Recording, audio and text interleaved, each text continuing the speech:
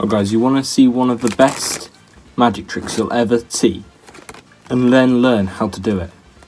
Stay tuned, because that's what I'm going to do today.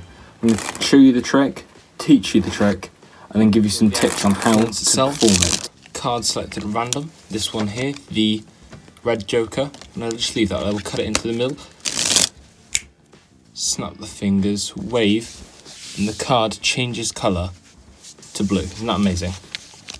What, you don't believe me? You don't believe me that your card is actually turned blue, do you? Well, there we go. There's our blue red joker. Isn't that amazing? No, we'll do it again, because, you know, once is alright. How are we going to cover this? We'll cover that with a fresh deck of cards. How about that? Now, we'll take another card. We'll take another one. We'll just say stop whenever. Let's say there, okay? You remember the 10 of hearts, alright? What we're going to do is we're going to cut it. So real quick fingers, wave, and surely somewhere in here will be a blue card. Somewhere, and I'll give it another cut. Click fingers, wave. That's what I forgot. There we go. Must work now. Must work now. Why isn't it working? Maybe the reason why it isn't working is because we've already got a red card. How about that? A red card, a blue card.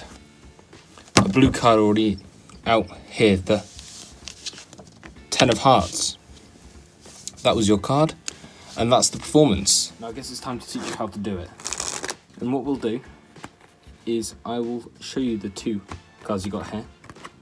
You got two of the same cards with different backs. You probably guessed that, but before you leave, there's going to be a load of different little things that you can use to improve your current performances, even if you don't have two different coloured backs. And now we're going to go to tutorial view to watch that. Here we go. Here's tutorial view. Yeah, you can see how dusty my mat is, and it's literally just stood on a dumbbell, but you know, who cares? We've got our two copies. We're gonna have the red one on top of the blue one, and we're just gonna put them at the bottom of the deck. It's got the blue one there and the red one there, okay? Now we're gonna get the participant to pick a card like that one there, Ace of Clubs. That's gonna be put on top of the deck. You're now gonna give that a nice cut. Okay, that means if we go through, we will have our two 10s on top of their card. So now we'll have our blue one, then their card. You're going to do some cool stuff. We're going to wave, click. Click does nothing, it's just union rules for magicians. Now, if you go through now, you'll see they're all red until you get to this blue one. When you get to the blue one, you're going to take that whole packet, all of the cards beneath the blue one, and you're going to put it on top. What that's done is put the 10, the blue 10 on top, and the red 10 on the bottom. Their card is now underneath that one. Now that's getting you to the first part. Now you're going to learn a double lift. I don't know if you know one before, but we'll go over one anyway. All you're going to do is you're going to push across two cards, and then bring them back, remaining with a little pinky break underneath. That looks pretty rubbish because I'm trying to show you from an angle, but they're not going to see this gap. They're going to see nothing. You're then going to pinch this, turn it over like that. You're going to put it at the front so that you can see the card easily, and so you can turn it over easily. So again, I'm going to push the two cards over, get our pinky break, turn the deck over, show their card as the blue card, turn it back over, put it on the table. What card's on the table? They think that it's the Ace of Clubs, but in reality, the 10 of Hearts. Now that's a basic double lift. You'll probably use that for a lot of magic, and you've learned something already. Isn't that great? Now, you are now going to learn a card force, to force this card, the 10 of Hearts. Okay, now here's how you force the 10 of Hearts. It's a very simple force, but it's actually very, very effective. They won't believe what's going on. All you're going to do is a Hindu shuffle. I'm going to take the top cards and put them into this hand until they say stop, and then you just show them that one. And it couldn't be easier. We'll do it again. All you're doing, you're grabbing the top ones until they say stop, then you're showing them this pile here.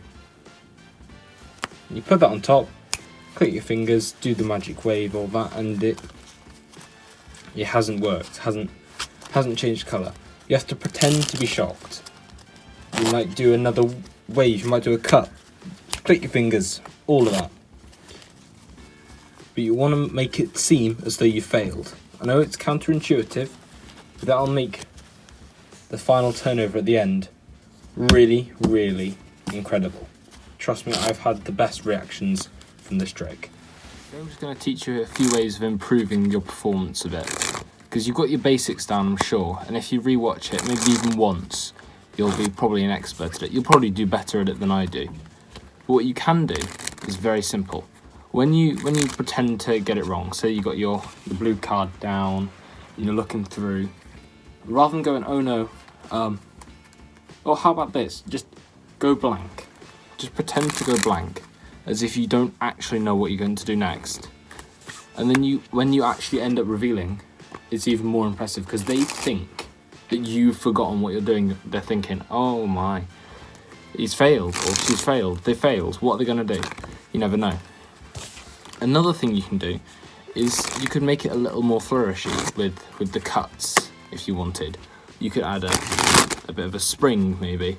So you've got your blue card. They've selected, I don't know what they selected. They selected that one, 2 of hearts. 2 of hearts goes on top, by the way, they cut it. You could probably give it, if you can do a card spring, and then click your fingers, and you could say the movement has caused changing colour. Amazing things like that. Now, a little tip with the double lift. So you've got your 2 cards in a pinky break. Let's say you've got that. You can do that at your side if you want. Just anywhere. They won't really notice it. But when you pick it up, if you just grab it at the corner, they should stay together. Just slide it along. And then you can put it just a little bit in front, so it's just out jogged. That way you can easily pick it up. Because if you're lifting it like that, and then you've got it squared up with the deck, it's going to be a lot more difficult. You'll have to do another pinky break or a pinky count, or that's from the bottom.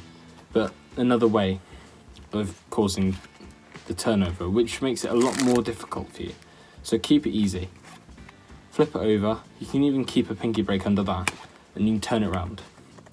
If you really want, you can hold it between your fingers and you can spin it. You know? Loads of little, really interesting things like that to really improve your performance. Now, before I forget, please remember to subscribe, watch it again, give it a like, do whatever you want. Just have a lovely day.